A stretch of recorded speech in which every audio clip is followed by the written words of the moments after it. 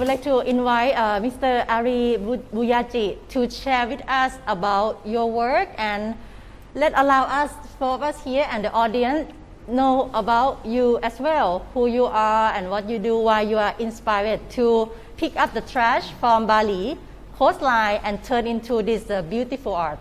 The artworks exhibited in Marine Lab, basically it was my project during the pandemic time in Bali. It was around 2 years when I stuck in Bali. Working with community there, we cleaned the beach at the beginning, and then the plastic ropes that they constructed because of the waves and the ocean water remind me of the cotton threads that Balinese people use for their traditional weaving. So at the beginning, actually, I had no idea about weaving. I had no idea about textile making process. So but near where I live in Sanur, there is a weaving place.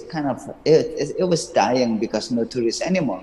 So after I collected some plastic ropes, and then I talked to the weaver and I asked her can we weave this plastic? And then she said, no, it's impossible. And I said to her okay, tell me what I should do. And then said, well, you have to create to get the threads, the fine threads, so we can put it inside the loom. So I did it myself. At the beginning, I just unraveled everything myself. And then after 3 days, I gave it to her. And then she helped me to roll in the smaller spool to be placed in the loom. But it was still very difficult. And I said to her, please, let's do it together. Let's do it together. So that's how I started. So I would like to ask Dr. Boripat, you have seen many places, I believe, and could you share how was it like in the past? I mean, the coastal area in Thailand and the people behavior from the past, how we are today. I have actually labeled myself as a mountain person or a jungle person. Did a lot of hikings in the woods on the mountains, but not very much visiting the ocean. But I was fortunate enough to have seen Phuket and got PP Island in 1986 before I went to college. I have to say that PP back then was really, really pristine. It was only island and coconut trees, and there's only one cabanas there.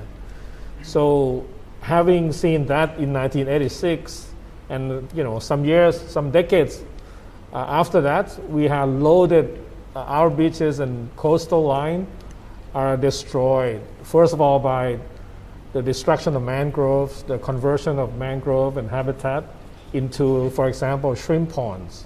We have lost a vast majority of great mangrove habitats. And the beaches we have both on the Gulf of Thailand on the east side and on the Andaman Sea on the west side. We can still say that Thailand are still beautiful, the islands are still great. But when you look close enough, I have an opportunity to bring all these kids to the environmental education camps, to diving missions. And when we landed on some random beach on the random nameless island, we have witnessed loads and loads and loads of ocean debris. So in terms of how can we help to get back, maybe bring back the time into 10, 20, 30 years ago, the load of marine debris or plastic ocean debris is way too many. We might be fighting the endless battle, but we just have no other choice. We just have to clean it up. Otherwise, we would have no beautiful coastline. There's no clean beaches or clean coast anymore. A lot of people are doing a lot of great things. We have friends and partners and colleagues who has been engaging communities in bringing up the plastic garbage from the ocean, turning it into something usable, upcycling, recycling, turning ghost nets or bottles into something, recyclable products. And weaving the ocean is another great example of the inspiring arts. I think art is also a big missing piece when we talk about conservation. But on the other hand, art is very, very powerful, is very easy to relate to. Everyone can appreciate it. Apart from local problem, the plastic, the waste that coming with tourism, I think the ocean has been, uptake so much trash from our consumption. And when you thinking about the plastic has just, evolved, come to the earth about 70 years ago, we produce from about 2 million tons a year, but now we currently produce over 300 million tons a year. And basically we have more than about 9 billion tons of plastic that has been produced, 6 billion tons is still remain in the environment today. That kind of the scale that we're talking about, and I think half of the plastic that has been produced in the past 15 years. So, the scale of problem is escalate. So, there's still a lot of clean coast around the world, but now even in remote places have to also, suffer from a lot of marine pollution as a result. And I think it is become not just a local problem, but I think it's become a global crisis as well. And so I think the world now agree that it is a serious problem that we have to tackle it as a global community. The latest figure is almost 400 million tons every year. There's no way that you can manage or recycle way out of the problem. But first, I think we have to really reduce the production. Then really reform how we our relationship with plastic. Treat it as a resources and making sure that it come back to use in the product again. 9 billion ton is already in the ocean, and as a world global population, I think we have around 8 billion right now, right? So it means that each one of us representing for 1 ton or 1,000 kilograms of the plastic in the ocean. And that's huge, right? Very interesting and very scary. Our behavior is a part of that. Even you say no, I did not use plastic at all, but like Petch said, it's not a bad guy, but it's a material. If you see material, like Ari see the material and make it wonderful job like this, the thing is we supposed to realize it's really bad. Even you did not stay close to the beach. So you had to do something about your behavior and help together, because the trash is not come only local people or the people around the island or near that, but it's from us to the people in the city or everyone. So we're supposed to think about that too in every minute we use. One thing that I pick up from Ari, which could offer the solution, is also the concept that see the plastic as a valuable resources. So I think the key problem that we have with plastic is the come with throwaway culture, right? Because it's abundant, it's so cheap, basically it's free, right? It's a deep root of environmental problem actually, So it's a story of stuff, right? They encourage you to consume more so that they can produce more to make more benefit, to make more profit, and that's really the key issue with the plastic. When it becomes so cheap, nobody cares about it. But then if we have sort of this concept of the plastic also as a valuable resources, and then I think now it's a lot of company or a lot of government also taking in the idea of circular economy, right? So to use kind of resource more sustainably. And I think one thing that really needs to happen is to put the price tag on the plastic, and then I think it will change consumer behavior very quickly. Another thing is, I think also the Ari art really show about how to communicate the issue more broadly to a lot of people. And I think I agree with Petsom as well that I think art is a really good mean to mainstream some of the key idea, also key message to wider audience, because we have to admit there's a lot of environmental problem recognized in a small group of people in society, but we need to raise more awareness. It's really suitable for the era that we are living in, Anthropocene, and I think plastic is clearly one of the the biggest footprint that we have created for the world. A few weeks ago, Ari, you were with us here in Bangkok, and you also visit one of the exhibition called Tangle that organized at the Bangkok Art and Cultural Center. And Petch and Dr. Boripat also got a chance to show those exhibition as well. We see obviously like there's some rising and the need to communicate about environmental issue through art. That and this are one of the great examples of how much individual or small institution, small organization can do. Yes. But then we need also small scale, large scale, anything possible to help each other. First of all, helping to clean up the ocean. It's everyone's job now. Yes. You do whatever you can to support that.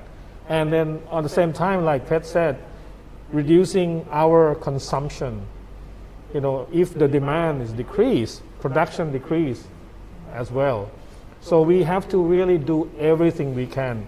We cannot anticipate or actually know what kind of approach, what kind of attempt would work. We try to do every way is possible. Otherwise, we will never have a clean ocean. We would never have a safe seafood to eat. We would never have any good vacation location to go to, and stuck in the air-conditioned room forever, and then causing the triple planetary crisis, which is global warming, biodiversity loss, and also adding more pollution and waste to the world. It's really great opportunity to connect with the great artist like Ari, and also this is like another level of create another such a beautiful thing. It's not only from trash, but we're gonna think more. I was really impressed about Wat Jak Dang in Bang Kachao that turned PET and PE's plastic and turned it into the monk's robe. I mean, this is actually happening. So of course, with great ideas, with technology, with innovation, with putting partnerships together, we have a lot more opportunity to convert all this so-called trash from the ocean and turn it into something that lasts longer and not going back to the environment. I would like to see more integration between technology, innovation, and ideas. What we're trying to do is really we're trying to communicate for change, right? In terms of awareness, in terms of understanding, and hopefully people will act differently as well. And I think that's the ultimate goal. But I think when you look at the younger generation, or the new generation, I think they have a lot more awareness, and I think a lot more deeper understanding as well in terms of environmental crisis. I think we see the movement for climate change that basically they see that that's the world they're going to be living in in the next 20-30 years, that if it's going to be facing with extreme weather, that like really their future. So you also need policy change, you need a new law and legislation, and that's not going to happen without the public support. We have a lot of, I think, solution and example. It's not that we don't know how to manage the plastic. Places like Chula Zero Waste, they really demonstrate about the whole kind of ecosystem, from start charging the plastic bag. By charging 2 baht per bag, you already reduce the plastic bag consumption by 80%. You said about from next generation, right? But I think it's going to be really powerful if every generation is combined together. Any generation we has a gift. It's different. And if the gift is come together, it's gonna make a lot of change and impact in a good way. I think it's very extremely interesting point to be inclusive and also connecting the dot between different generations, because each generation come with their own environment, right? Yes. The baby boomer, the revolutionary thing, those times, right? And the new generation, they're suffering from the impact that the previous generation is talking. Yeah. But how we can work together, not separate as because of your behavior, now I'm the sufferer, right? I've been working in conservation for over 20 years, and I never believed that now, the word that NGO have been talking, there's no planet B, there's nature-based solution now coming out from the head of state. You're looking at the COP26, all head of state talking about conservation, talking about sustainability. So I think the agenda is really shifting, and we will see the change and transformation will happen a lot quicker than definitely than 20-30 years ago, where we start to communicate about the problem, we need to act, we need to change. But now I think there's no need to talk about problem anymore. People experience it themselves, right? I mean, firsthand with the climate change, with plastic pollution. We see, we eat it. Everybody eats plastic. Amount to 1 credit card per week. Everyone, right? Whether we like it or not, it's in our food, it's in our ecosystem, everywhere. The air we breathe, right? Started from very simple things, Like now I have started to talk to the children, for example, the kids. When I'm on the beach carrying plastic ropes, I always try to talk to those kids, what I'm doing, and giving example about how plastic ropes can kill the turtle or dolphins, for example. I just feel like to talk to let's say younger generation. I think we have to program them to understand about plastic, about what they eat every day. I think the future generation is very important at this point. I have seen many young generation from 4 or 5 years old up to high school with a lot of inspiring and empowered and also passions to do something to protect the planet that they will be living in, like Petch said. They don't sit around. They don't just like ignore and do nothing. Of course, everyone cares about the future. So I think these will be the new hope and the new change agents, that if they were to make one decision that would help making the world a better place, like Baitong said, they will do it. And I believe that they are totally capable of handle this planet, and we just need to step back and believe in them and inspire them, empower them, and support them in every way we can. I would encourage every family with kids to spend time with your kids in the outdoors, in the nature, forest, mountain, ocean, rivers, anywhere. So they are never been disconnected from nature. I really like the quote by Margaret Mead about, never doubt that a small group of determined and people can change the world, because that's the only thing that has. So I think if you are listening to this talk or you are speaking now, we are a very small group of people, but I think we are building a really important movement. And I believe, we are approaching the critical mass, the tipping point that we can turn the society to recognize the importance of nature conservation and sustainability. So keep fighting. I think we still have hope in humanity, that we can do better. We can create a better world for future generation. And I think plastic is something that we can change and put it behind us with, I think, our idea and our creativity.